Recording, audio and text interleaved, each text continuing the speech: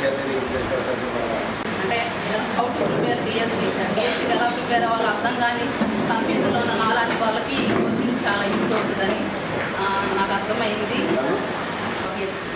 అలాగనే మనకి ఫోటోగ్రఫీ అనేది చిత్రలేఖనం మన సంగీతం సాహిత్యం ఎన్నో రకాలుగా ఉన్నాయి. దాంతో పాటుగానే మనకి చదువు కూడా చాలా ఇంపార్టెంట్. అందులో రాణించలేని వాళ్ళు చదువులో రాణించలేని వాళ్ళు అందులో అలాగే గేమ్స్ ఉన్నాయి, స్పోర్ట్స్ అనేక రకాలుగా మనకి మన జీవితానికి మనం రాణించడానికి బ్రతకడానికి అనేక రకాల మార్గాలు కూడా ఉన్నాయి. మనం ఆలోచిస్తే ఖచ్చితంగా కూడా ముందంజలో వెళ్తాం. ఈ రోజు మీకు జాబ్ కొట్టాలి అనేది ఒక్కటే ఏమి వేరేది ఏం పెట్టుకోవాలి. దానికోసం ఎన్ని కష్టాలైనా ఎన్ని నష్టాలైనా ఓర్చుకోవాలి. మనకేంటంటే ఇప్పుడు నేను చూస్తున్నాను హాస్టల్కి వెళ్తే అక్కడ ఫుడ్ బాగాలేదు అక్కడ. ఇప్పుడు మరీ పిల్లలు ఎట్లా తయారయ్యారంటే అక్కడ ఫుడ్ బాగాలేదు నేను వెళ్ళను, అక్కడ ఫెసిలిటీస్ లేవు నేను వెళ్ళను. కానీ మనం ఎంత ఒక 1 year జీవితాన్ని కోల్పోతుంది దాంతో. మేము చదువుకునే రోజుల్లో మేము ఫుడ్ కోసము బెడ్ కోసం ఆలోచించాము. చదవాలి చదవాలి చదవాలి, జాబ్ చేయాలి, జాబ్ రావాలి, అంతే.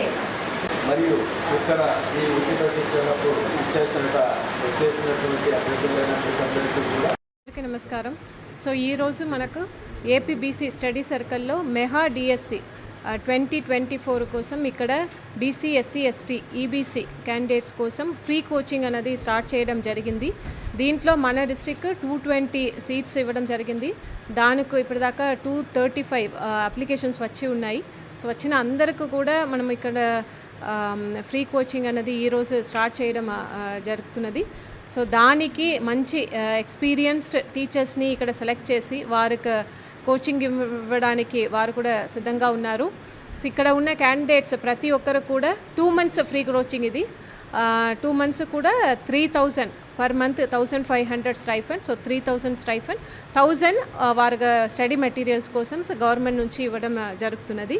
సో అందరూ కూడా ఇక్కడ ఉన్న క్యాండిడేట్స్ కూడా చాలా మోటివేటెడ్గా ఉన్నారు. సో వారందరూ కూడా ఈ అవకాశాన్ని సద్వినియోగం చేసుకోవాలని కోరుతున్నాను. అందరికీ నమస్కారం.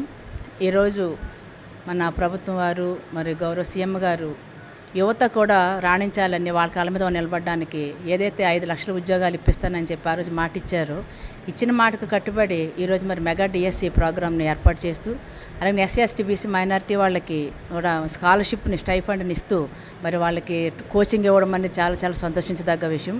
కాబట్టి ప్రతి ఒక్కరు కూడా దీన్ని యూటిలైజ్ చేసుకొని అందరూ కూడా సక్సెస్ రేట్లో ముందుకు రావాలని చెప్పేసి మనస్ఫూర్తిగా కోరుకుంటూ సెలవు తీసుకుంటాం.